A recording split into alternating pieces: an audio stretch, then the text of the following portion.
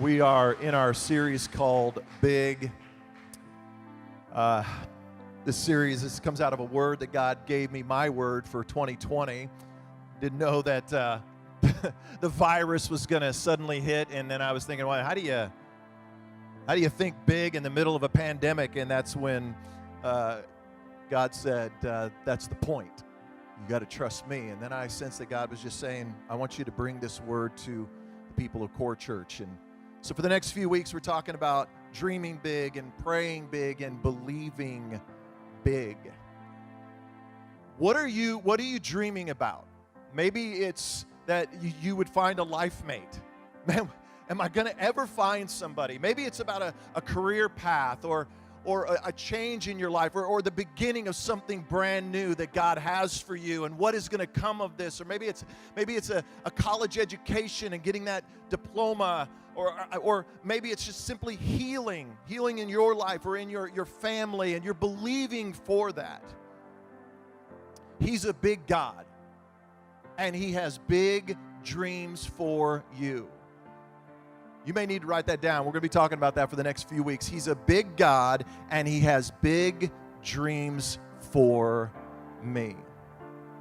So what have you been dreaming? By the way, I would love to know what your dreams are. You can email me, brad@corechurch.com. Just email me. What's your dream? I would love for the next 30 days to be praying over your dream for you. I just love to do that personally. Just brad@corechurch.com. Send me your dream. I want to pray over that for you, believing in faith that God's going to do it for you. I just love dreams. I love people who dream. I love people who think big, believe big, and pray big. And I know that's who we are here at Core Church. So last week we kicked off the series and we talked about how God has a dream for you. Can you dream big? And we were talking about the children of Israel. The nation of Israel had been led out of slavery. They were in the wilderness, and they were preparing to go into this land that we know now as the nation of Israel. But at that point, they didn't have this land, but God said, this is the land I'm promising for you. And they were on the cusp of going into that land. And so how do you know your dream is God-given? Well, we had 4 questions, 4 exploration questions, and we'll put them up so you can see them. Here they were. Will my dream be possible or impossible without God? Will my dream cost me anything? Will my dream bless others more than it blesses me? And then the really, really difficult one, will my dream build God's kingdom or my kingdom? So how'd you do this week thinking about those 4 questions? As you process those with God, how did you do? I want you to focus on question number 1. When you think about your dream, is your dream possible or impossible without God? I want you to just turn for just a moment. I want you to share with somebody here in the room, wherever you are, what was your dream, and is it possible or impossible without God? Share for just a moment with one another.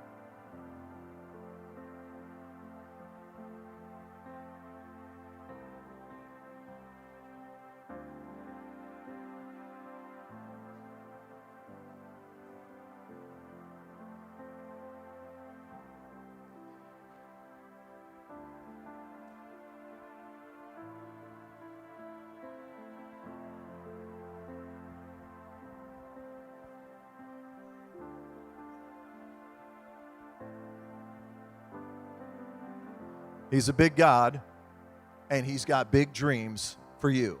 Let's go to Numbers chapter 13. Numbers chapter 13. If you don't have a Bible, I encourage you to download YouVersion.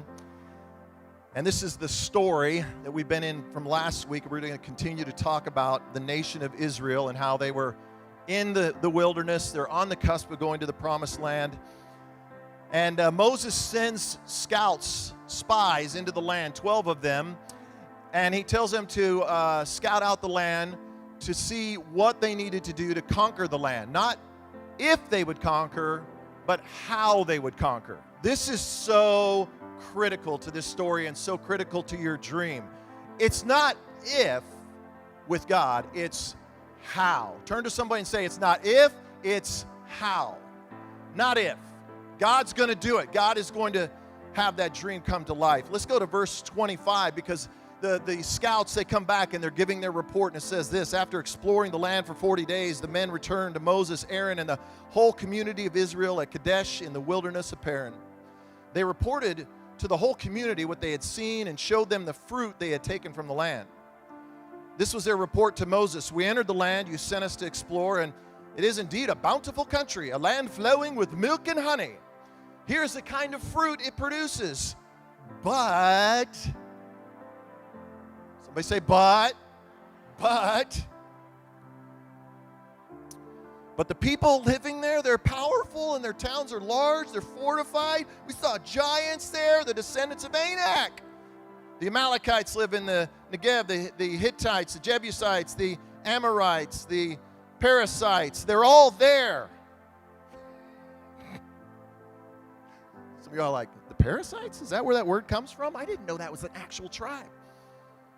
Come on, people. The Canaanites, there's a lot of ites here. But, come on, somebody say but.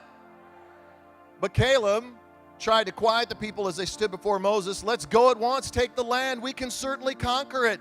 But, oh man, there are a lot of buts. Come on, turn to somebody and tell them, don't let your butt get in the way.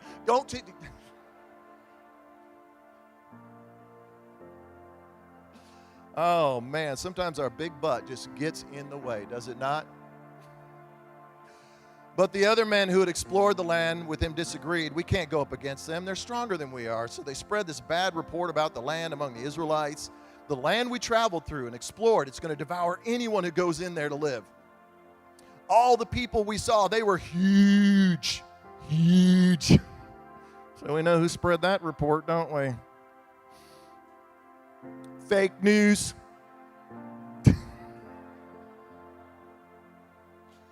That was not a political statement, by the way. That's not like, who's he voting for? I wonder what that meant. You don't know.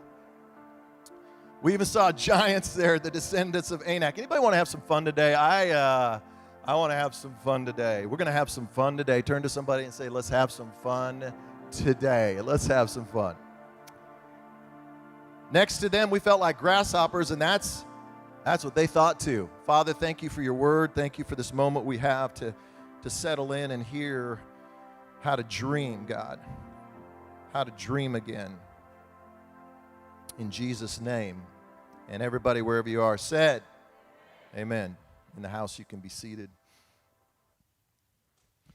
Well, we're just a couple weeks away from the NFL season. We hope. It's going to be weird with stadiums empty. That's going to be weird. I believe, though, that's the mercy of God for Cowboy fans because they don't have to watch their team be devoured every week. That's good for those Cowboy fans. But it's just been weird this sporting season. Like the NFL draft, I'm not a big draft guy. Some people geek out on the draft. I seriously don't. But it was really weird. It's usually, if you don't know anything about the NFL draft, I know many of you don't, but they have this big pomp and circumstance, a huge event. It's in New York City, and they roll out the red carpet. All the potential draft picks show up, and they parade them across the carpet and up front. It's a huge, huge deal. Well, this year, though, it was virtual. It was weird. It was just online. And what's funny is every year at the draft, they just get it wrong. Like they have this idea of there are scouts. So if you don't know this about the NFL, like any sports team has scouts. So scouts hired by their team, and they watch college players, and they rate them and on their talent and their ability and whether they can go to the next level. And so every year they completely whiff on it. Like they'll say this person is going to be great, the next Hall of Famer, and that guy ends up being a complete bust. And then they'll say, this person is going to be a bust, no one should draft them, they're horrible, and that person goes on to be like a Hall of Famer. It happens all the time. I love seeing that all the time, how they're wrong. And for example, there was one NFL player who's just an outstanding player, and this is what they said about this NFL player. Listen to this. These are actual scouting reports about this NFL player before he was drafted. Poor build, skinny, lacks great physical stature and strength. This sounds a lot like my social media profile. Poor build, skinny, lacks great physical endurance and strength. Yeah, that's me. lacks mobility and the ability to avoid the rush, lacks a really strong arm, can't drive the ball downfield, does not throw a really tight spiral, gets knocked down easily. That player was Tom Brady. Tom Brady. Perhaps, possibly the greatest player to ever play the game, regardless of whether you like him or not. That's the truth. He's going to be a Hall of Famer. This guy is incredible. Sometimes the scouting report is wrong. Sometimes the scouting report is wrong. What is the scouting report that you are developing right now for your dream? What's the scouting report look like? Because that scouting report might be wrong. In fact, we see this here in Numbers 13. We've got these scouts. 12 of them are sent out. And they all see the same thing. They see the possibilities and they see the problems. But 10 of the scouts come back and they say, no, pass. This is not a first-round draft pick. No, we cannot go into the land. But we know now, in hindsight, they were wrong.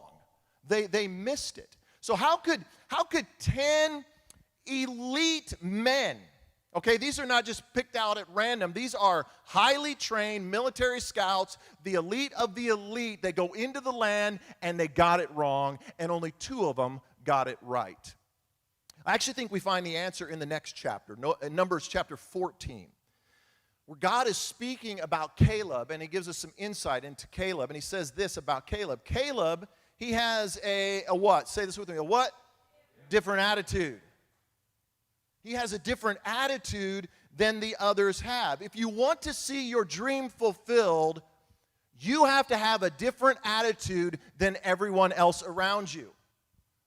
John Maxwell says it this way: attitude determines altitude. Attitude determines altitude. In other words, you are going to rise to the level of your thinking. Whatever you are thinking, that's what you're going to rise to. Like if you think you're going to fail, if you think about your dream and you think, well, that's probably not going to happen, guess what? It's probably not going to happen. When you think about your dream, if you think about, I don't know, where am I going to get the resources? I don't think I have enough resources. Guess what's going to happen? You won't have enough resources. If you think you're going to hear no, man, if I fill out that college application, I'm just going to hear no. If I go in and I send that resume off, I'm just going to hear no. Guess what you're going to hear? You're going to hear no. I think this is why Paul, in Philippians 4:8, he said, fix your thoughts. Some of us got to fix our thoughts. Turn to somebody and tell them, you got to fix your thoughts. You got to fix those thoughts that you've been having. Some of you know that person real well, and you're like, man, your thoughts are all jacked up. You need to be fixing those. I'm tired of hearing your thoughts. Keep them to yourself, okay, and fix them now. Fix your thoughts. He says this, on what is true, what is honorable, what is right, what is pure, what is lovely, what is admirable. In other words, he's saying you got to fix your thoughts. So Laura's car right now has a check engine light that's on, and I don't know how you deal with the check engine light. I don't deal well with the check engine light. I want that thing off. Laura's the complete opposite. She's like, what light? That light. And she's like, oh, I wish there were more. It'd just be pretty. It'd just light up the dash. It'd be so pretty. That's a warning light, honey. So I go to my mechanic, and he's like, Brad, it's your gas cap. And so he's like, just turn it. And so I turn it, and the light goes off. Does it stay off? No. Comes back on again.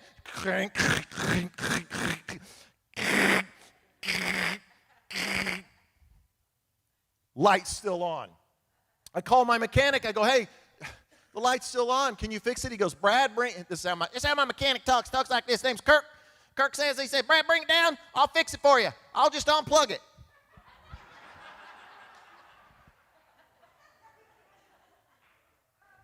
I need a new mechanic. For some of us, you have a check engine light going off in your brain, and the answer for you is just to unplug it or ignore it. And what you need to do is fix your thoughts. You got to fix your thoughts. Write this down. Here's the way I want to say this. If you want a different outcome, you got to have a different attitude. If you want a different outcome, you have to have a different attitude. The 10 spies, they saw what Caleb and Joshua saw, but they had a completely different attitude. Look at verse 28 of chapter 13. This is the report they gave. The people living there, they are what? Powerful. And their towns are what? Large and fortified. We even saw what? It's powerful, large, fortified. There's giants everywhere. It's like they've completely forgot what God did back over here in Egypt. God had delivered them from the nation that ruled the known world at that time. Nobody was more powerful than Egypt, but God was. And God delivered them miraculously, sent them to the land, and it's like they don't even remember that. It's like they're looking back at this point right here, and they're like, well, you know, we were beat down and defeated in Egypt for like 400 years. We go there, we're going to be beat down and defeated again. They're looking back instead of looking forward. Write this down. How I frame the past shapes my picture of the future. How I frame the past shapes my picture of the future. So this is a picture of Otis, our Great Dane, and I love this dog. So this was taken, actually hangs in my office, and it was taken on one of my prayer retreats. And he was standing there, and I was like looking real majestic. I'm like, I got to get that picture. And I think at home right now, we all have pictures, don't we, that are meaningful to you? Pictures of your family, pictures of events, or maybe you have pictures of animals. You know what's funny is that none of us frame failure. You ever notice that? Like, you ever walked into somebody's house and they've got an eviction notice, like. Yeah, so that's my 30-day notice. Taking a collection, if you like to help out. Oh, what's that over there? Oh, that over there, those are my divorce papers. Yeah, worst day of my life. I like looking at that every day to remind me just how horrifically awful that season was in my life. Oh, what's that one over there? Oh, what's the box? Oh, that's when I got laid off at work. Yeah, that was a crazy day. Everything I had right there in that box. Like, nobody frames failure. We don't frame failure, and we should not frame failure. But I think this is really, honestly, how so many people are reacting right now with COVID. They're looking at their past, and they're allowing it to create a picture of the future. The way that most people, including yourself and myself, the reason we're reacting the way we're reacting in the middle of COVID is based primarily on your past experience. People right now with panic and fear and stress. Why? Because of their past. What's interesting is when you talk to most older people, and they seem to be calmer. They seem to be, most of them, for the most part, are very, very calm. And when you talk to them, you go, why are you so calm in the middle of a pandemic? Especially when it's just going to continue on. And they're like, are you kidding? Are you serious? Go through a world war and then get back to me. They're like, yeah, my parents, they were in the Depression, and they told me stories of coming through the Depression. I've been through a world war when they rationed things, and you couldn't even get sugar or flour or anything because the government needed it. And we had one pan to cook on because the government needed the metal for the tanks over in Europe, so we only had one pan to cook on. And oh yeah, then there was that time that leaders were assassinated and killed, and we were in distraught. But you know what? We made it through that, and we made it through that, and we made it through that. Oh yeah, there was that time in the 70s when they had gas rationing. I don't even know what that was. I was just a little boy at the time, but they're like, yeah, you'd line up on a Tuesday. If you didn't get gas on a Tuesday, you weren't going to be getting gas for the rest of the week because that's the day you were allotted by your license plate in order to get gas. Oh, and then in 87, the stock market crashed. Everything went upside down, but we made it through it all. God will bring us through this as well. My God carried me before, He'll carry me again.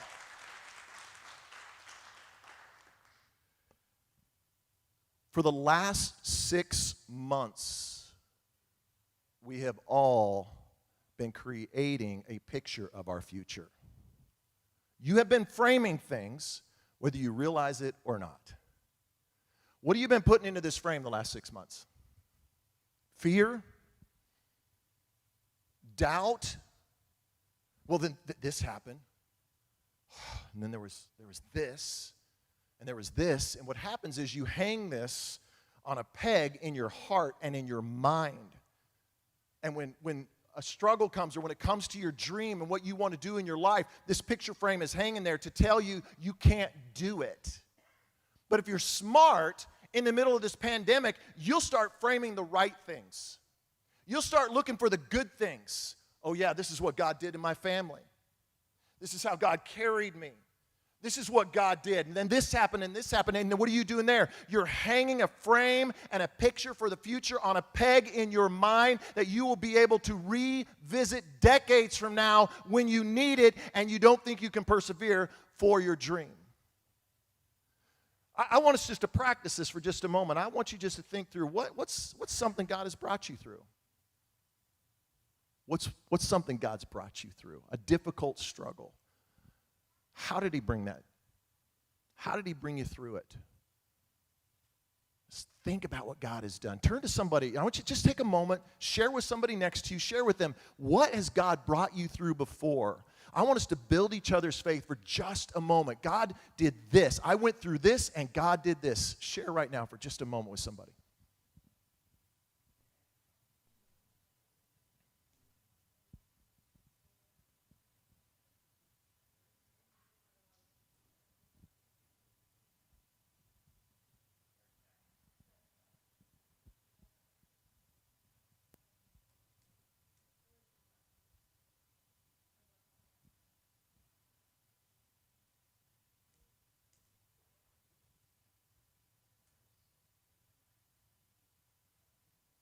If you want a different outcome, you got to have a different attitude. As followers of Jesus, we have a different attitude. Why? Because our frame is made up by God. We have God surrounding our lives. So that gives us the ability to have a different attitude. Paul also wrote this to the church in Ephesus in Ephesians 4:23. He said it this way, instead, let what? Let the Spirit, let who? Let what? Let the Spirit renew your thoughts and what? Attitudes. Let him fix your attitude. Try harder is not a strategy. I'm just going to try harder. I'm going to try not to be negative. Good luck with that one. How long did that last you? As long as you can put breath back in your lungs and get some oxygen back up to your brain and start thinking negative again. It's the Spirit of God who will renew your attitude. Caleb, in verse 30, it says this, Caleb tried to quiet the people as they stood before Moses. Let's go. Somebody say, let's go.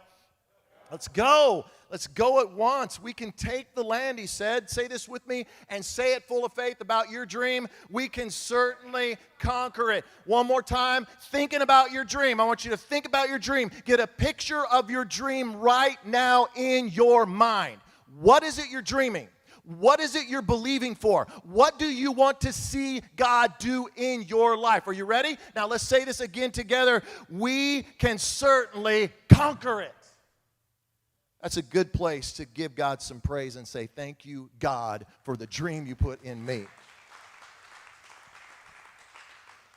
Write this down. Don't let today's problems overshadow tomorrow's possibilities. Don't let today's problems overshadow tomorrow's possibilities. Caleb and Joshua, they were aware of the problems. They knew there were problems. They just had a different attitude. They trusted God despite what they saw. They trusted in the promises. If you're a parent, every parent at some point, if you're not a parent, and one day if you plan to be a parent, here's a phrase you're going to have to learn because you're going to say it a lot. When your kid comes to you, you're going to say this, hey, watch your attitude.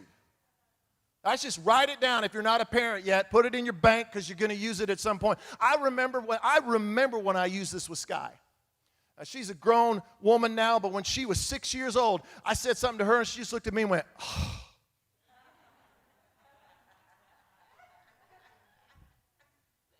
Oh, no, you did not.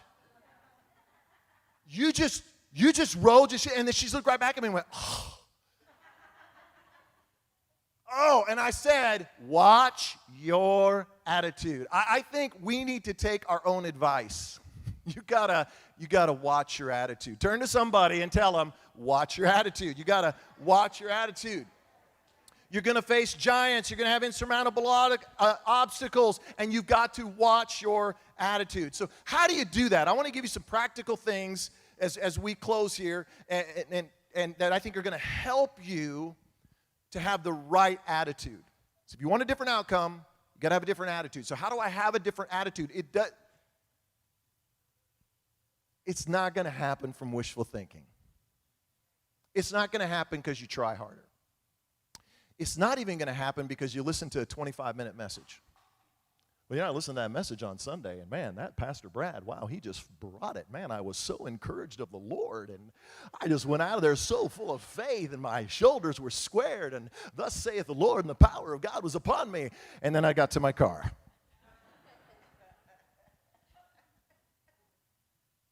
A lot of people don't want to do the hard work.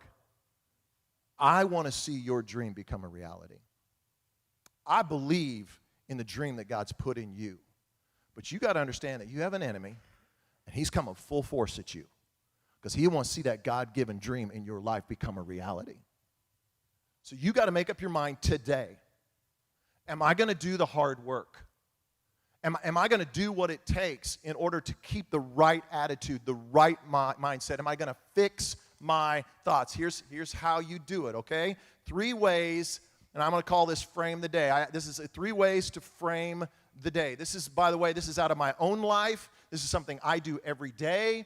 And you don't have to do it verbatim, but this has worked for me, and I want to pass it along to you because it's been such a help for me. This is how I frame the day every day. Number 1, write this down, have a daily devotion. Have a daily devotion. Wow, man, I got to write that down, preacher. Wow, read the Bible. Haven't heard anybody say that before. That was powerful. Glad I got up, got dressed, got the kids here, and drove all the way across town. Man, did you hear what he said? Have a daily devotion. I have never heard a pastor say that before. Tell you, I'm just that gifted. God immerses me. You got to fill your mind full of God's truth. You got to fill your mind. Listen, you got to let God speak over your life. You don't know how to work out your dream. Like, I just was reading the Proverbs this morning. It said, hey, people make their plans, but God orders their steps. And I'm like, that is so true. That is so true. And I want to follow the steps of God, not my plans.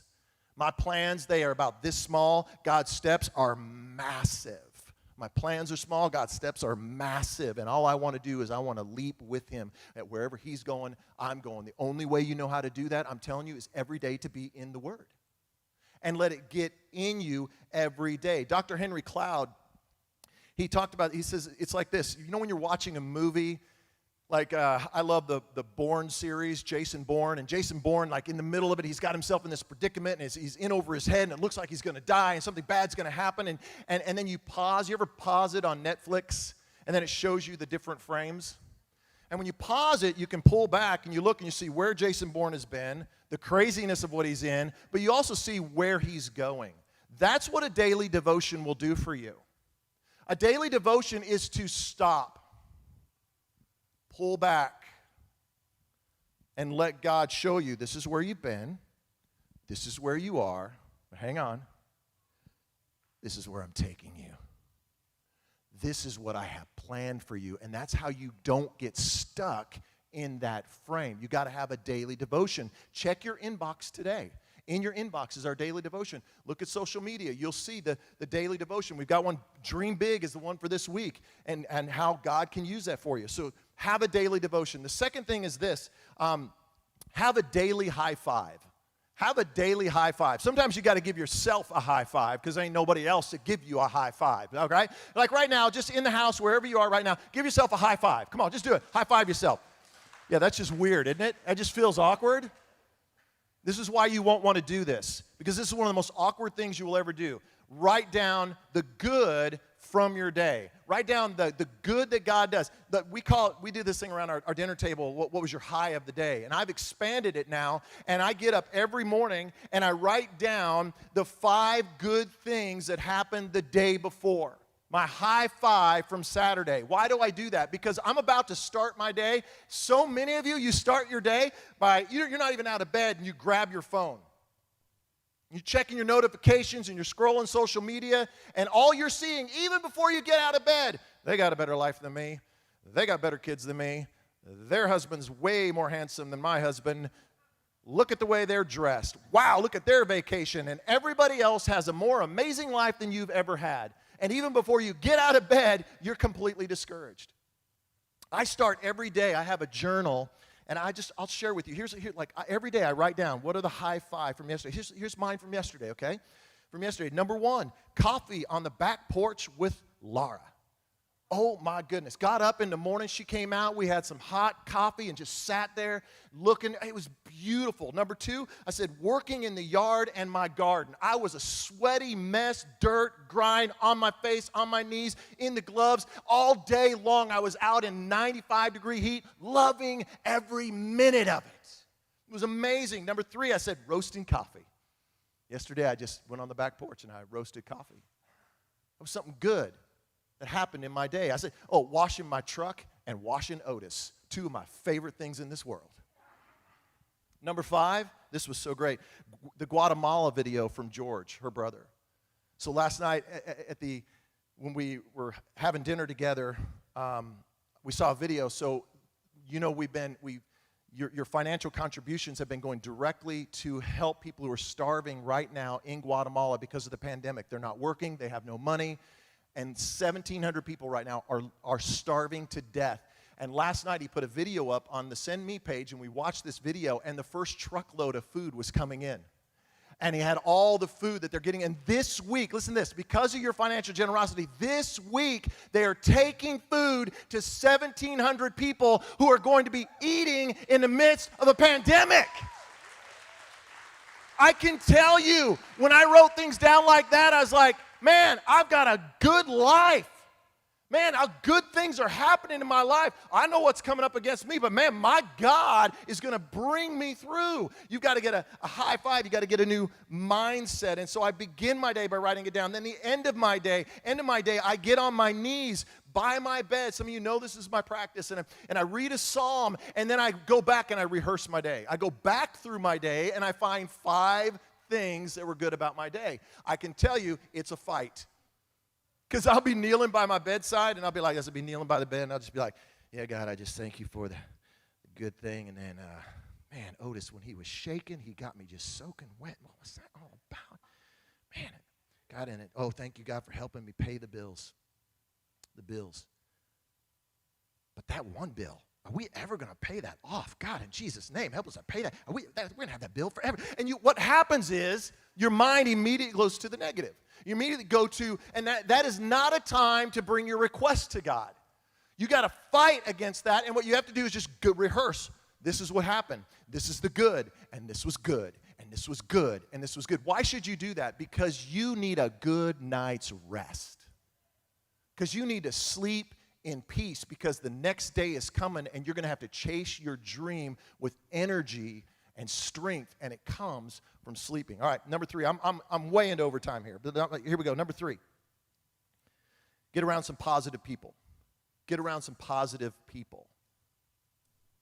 Some of you need to get on your social media platform, and you need to defriend or hide 10 spies, 10 scouts that have nothing but a bad report all over social media. Here's the thing. It was so funny. Sometimes here's what we'll say. Man, I just been on social media, and I just can't believe what people are saying. That's just crazy. I mean, they're just being so mean-spirited, and they're just being so hateful. Block them. You don't have to hear it. You're acting like you're defenseless. Like, I don't know what I'm going to do about it. I don't know how to keep it coming into my life. Shut it off. I did this 2 weeks ago. I deleted the apps off my phone. I didn't delete my accounts, but I said, I'm tired of looking at social media. It's just painting a picture of my life that I don't need right now. I'm deleting it. I'm done with it. For a season, I'm just not going to be on it that much. And I have defriended and I have hidden some of y'all. That's you all. I'm kidding. I have not done that. Listen, you're like, did he say that? Because I did post that one bad thing about that thing, and I was just wondering, because I know it's real.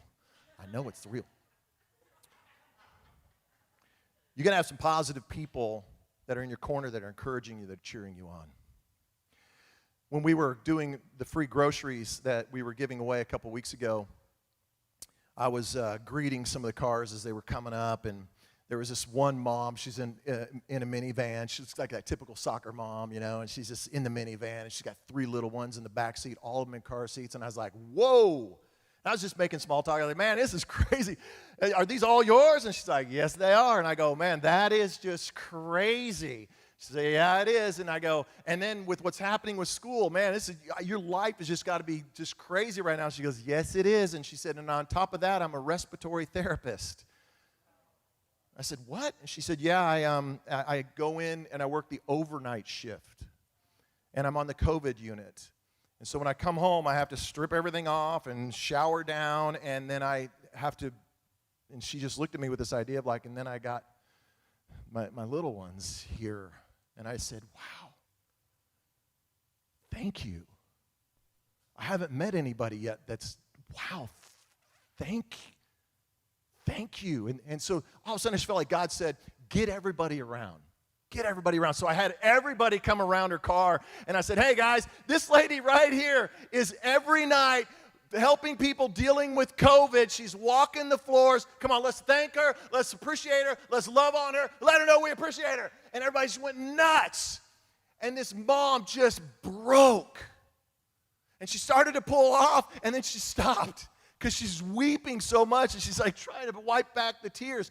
That we need to be there for one another. We need to be encouraging one another. We need to be supporting one another. This is why I say don't be alone right now. Like some of you right now, you're online, but you're alone, and you're like, yeah, but I got my family. That's not enough. Man, you need to be in a core group. You need to be in a neighborhood gathering. You need to be in a Zoom gathering. You need to get around people. You got to fight for that, but I'm all zoomed out. So what?